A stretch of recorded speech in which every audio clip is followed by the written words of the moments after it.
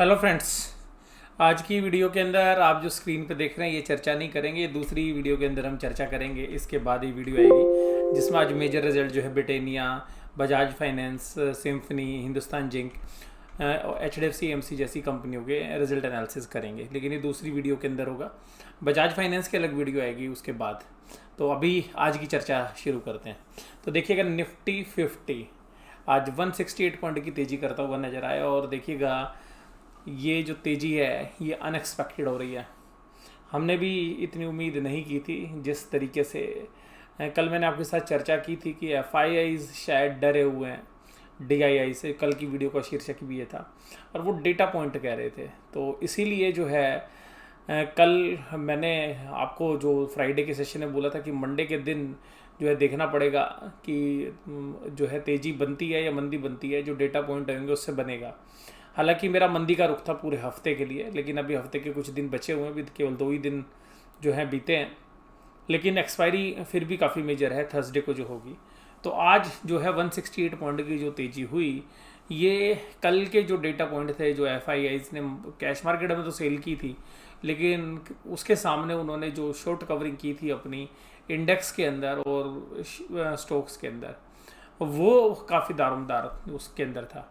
तो जिसकी वजह से हमें आज ये शॉर्ट कवरिंग दोबारा से देखने के लिए मिली, क्योंकि जो बड़े प्लेयर्स हैं वो समझ गए थे कि FIIs जो है शॉर्ट्स पोजीशन में फंसे हुए हैं। दूसरी बात ये कि जिन लोगों के पास भी पुट्स थी तो उन पुट के प्रीमियम जो है 2 दिन के अंदर ख़त्म कर दिए बाजार ने।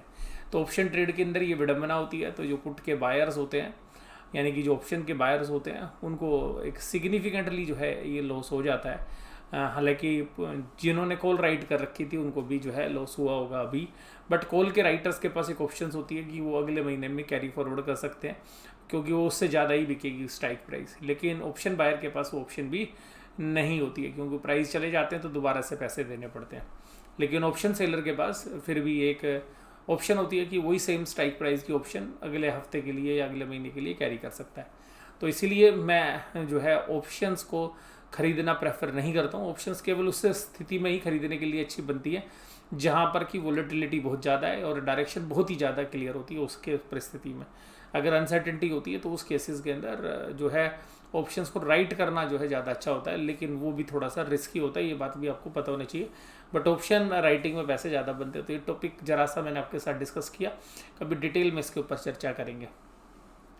तो आज 168 पॉइंट की जो तेज़ी हुई, अब देखिएगा ये जो गैप्स थे वो सारे फिल हो चुके हैं। अब ये जो तेज़ी हुई है, ये अगर आप इसको देखेंगे यहाँ पे ध्यान से, तो अब ये वो वाला एरिया आ गया जो कंसोलिडेशन वाला था। इधर से भी देखिएगा, इधर से भी देखिएगा। तो ये जो अब रेंज आ रही है, ये रेंज आ रही है। अब इसके बाद निफ्टी उतने ईजिली नहीं चल पाएगा जैसे भी 2 दिन आपको चलता हुआ नजर आया। तो अब यहाँ पर देखिएगा दोनों तरफ के रास्ते अब बराबर की तरफ खुले हुए हैं, यानी कि जो ओवरसोल्ड थी मार्केट और टेक्निकल बाउंस आना था एक मीडियम टर्म के अंदर, शॉर्ट टर्म के अंदर, वो आ चुका है। अब कल से जो लड़ाई है वो बराबरी की है, यानी कि जो शॉर्ट्स पोजीशन थी वो भी आज जो है कट गई हैं FIIs की, उन्होंने शॉर्ट कवरिंग कर ली है। तो अब देखिएगा कल से लड़ाई बराबरी की होगी। तो अब क्योंकि नीचे से 4 दिन की तेज़ी हो चुकी है, तो अब देखिएगा FIIs थर्सडे की लड़ाई किस करवट बैठेगी, कल 2 बजे के बाद क्लियर हो जाएगा। तो 2 बजे के बाद जिसके कंट्रोल में मार्केट रहेगी, शायद थर्सडे को मार्केट उसी के कंट्रोल में रहती हुई नजर आएगी। तो कल 2 बजे तक उससे पहले हो सकता है कि मार्केट की डायरेक्शन अलग रहे, या 2 बजे तक डायरेक्शन सेम रहे, लेकिन 2 बजे के बाद पोजीशन सीवियर हो जाए। जिस डायरेक्शन में रही या डायरेक्शन रिवर्स भी हो सकती है, यानी कि अगर तेज़ी हो तो मंदी हो सकती है 2 बजे, या मंदी है तो मंदी 2 बजे के बाद और गहरा सकती है। तो कल जो है दिन जो है इस तरीके का हो सकता है कि बाजार दोनों तरफ जो है मूव कर सकते हैं, क्योंकि अब एक ऐसे रेंज के अंदर आ गया है निफ्टी जहां पर कि अब जो भी बीरस थे उन्होंने जो FNO में शॉर्ट्स पोजीशंस कर रखी थी वो कवर कर लिए हैं। और रिलायंस को इसीलिए देखिएगा बुल्स ने खींचा, क्योंकि रिलायंस मंदा था। और रिलायंस 2000 के आने के बाद 2020 के आसपास आने के बाद जो है अपना कंट्रोल भी छोड़ देता है। इसी तरीके से देखिएगा आज सारे हैवी वेट्स को उठाया गया जहाँ पे ज़्यादा वेट था। तो HDFC, बजाज फाइनेंस के रिजल्ट अच्छे आए हैं। मतलब मैं ये तो नहीं कहूँगा कि अच्छे हैं, तो मैं एक एनालिसिस में बताऊँगा आपकी कि बजाज फाइनेंस के रिजल्ट कैसे हैं। क्योंकि जिस समय पिछले साल प्राइस था उस समय 2000 का प्राइस था जब रिजल्ट आए थे, और आज प्राइस 4800 रुपये का है। तो अल्टीमेटली डबल तो नहीं है रिजल्ट, तो उस एंगल से अगर हम सोचेंगे कि रिजल्ट किस तरीके से प्राइस के हिसाब से, तो रिजल्ट ठीक ठाक आपको लगेंगे। L&T 11.2 और ICICI bank 10.47। HDFC life insurance companies में देखिएगा रिस्क लग रहा है लोगों को कि इंश्योरेंस के क्लेम बढ़ जाएंगे कोविड की वजह से, क्योंकि इस बार कोविड की सिचुएशन थोड़ी सी सीवियर है। मारुति सुजुकी के रिजल्ट आने के बाद बाजार को पसंद नहीं आए और भार्गव जी के द्वारा बहुत सारी तसल्ली देने के बावजूद भी शेयर में गिरावट आ गई। कोटक महिंद्रा के अंदर देखिएगा वैसे वीकनेस दिन में ज़्यादा गहरा आ गई थी। इसका मुख्य कारण जो है RBI ने जो रूल्स चेंज किए हैं उसका असर देखने के लिए मिल रहा था कि जो भी कंपनी के जो चीफ हैं यानी कि CEO हैं वो 15 साल के बाद नहीं रह पाएंगे। तो जो उदय कोटक जी है वो 2024 तक उनका कार्यकाल होगा।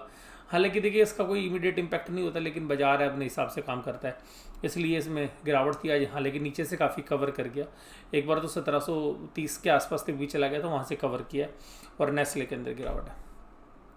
आज एडवांस डिक्लाइन रेशियो एक बहुत बेहतरीन थी। शुरू में 10-15 मिनट तो खेल हुआ, बियर ने कंट्रोल करने की कोशिश की थी, लेकिन उसके बाद पूरे दिन आज मार्केट बुल्स के कंट्रोल में रही।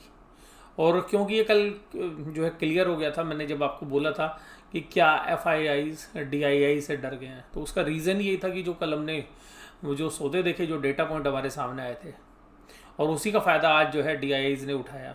देखिएगा FIIs ने आज ज़बरदस्त बाइंग सेलिंग की, लेकिन उसके सामने DIIs ने लगभग बराबर जो है सेलिंग की। तो इस सेलिंग और बाइंग के बीच में भी जो HNI इन्वेस्टर है उसने कल FIIs के डेटा को रीड कर लिया था कि भाई FIIs फंसे हुए हैं भी, और उन्होंने शॉर्ट कवरिंग की। उसी के सामने आज HNI, क्योंकि अगर इनके डेटा देखेंगे तो बराबर है, तो लेकिन जो रिटेल और HNI इन्वेस्टर्स है उसने मार्केट को भी खींचा है, इन्होंने तो बराबरी भी छोड़ दिया।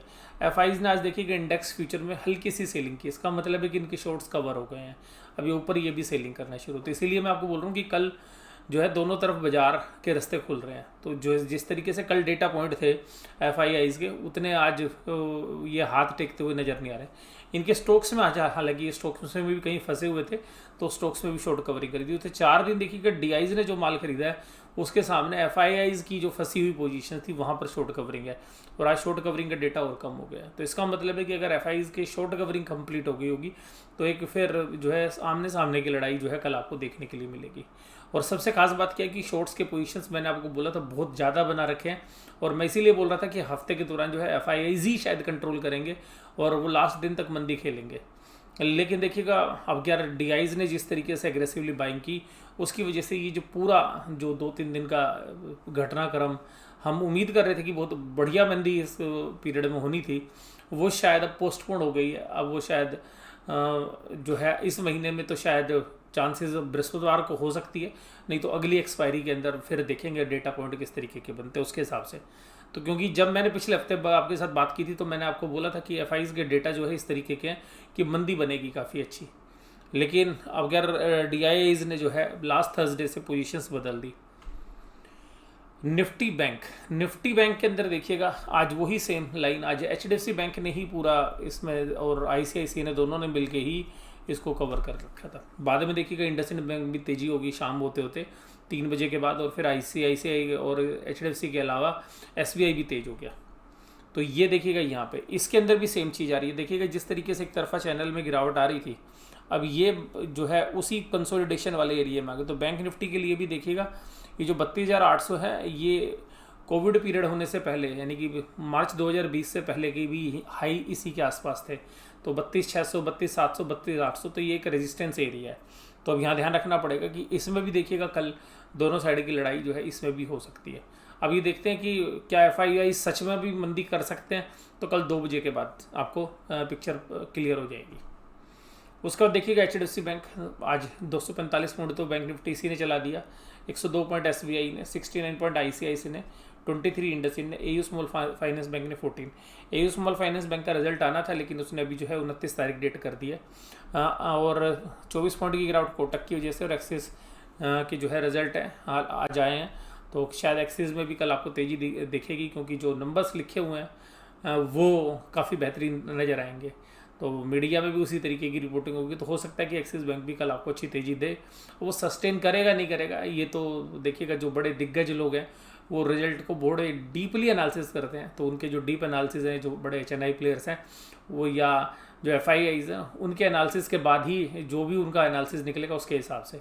तो मुझे अभी एसेट्स क्वालिटी में इसमें रिस्क लग रहा है, और प्रोविजंस की कमी इस वजह से नहीं है कि एसेट्स क्वालिटी अच्छी हो गई है, लेकिन इन्होंने पिछले क्वार्टर में अच्छे प्रोविजंस बना रखे थे जब पिछले साल कोविड आया था, वो क्या वो पर्याप्त है या नहीं है, और जो भी मोरेटोरियम में एसेट्स थी उसके सामने 20% प्रोविजन है, तो वहाँ पर भी देखिएगा रिकवरी आएगी या नहीं आएगी। तो उस सबको जो एनालिसिस करेंगे तो कल उनकी पोजीशन से पता चल जाएगी कि ओपनिंग प्राइस पे क्या वो प्राइस सस्टेन होता है या नहीं होता है।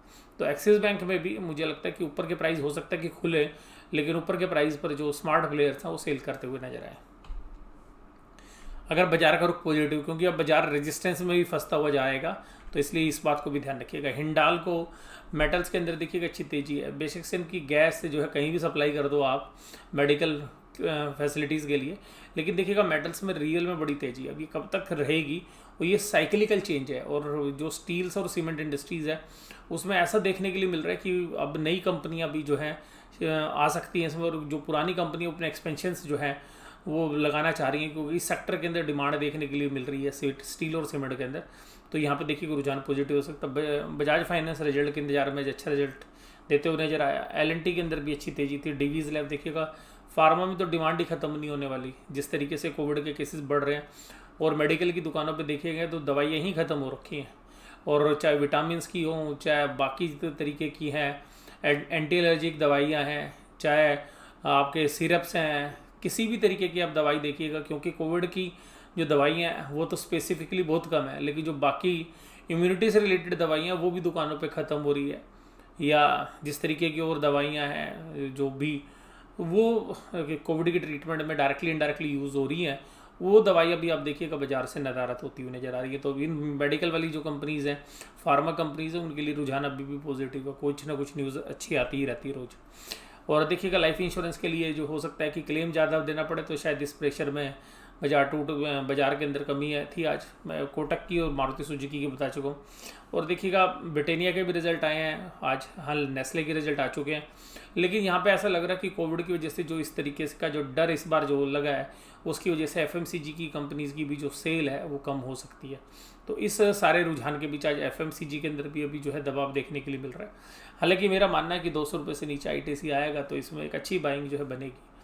और यहाँ पे जो है मैं चर्चा समाप्त करता हूँ। आज का एनालिसिस यहीं पे समाप्त करते हैं। Thank you very much.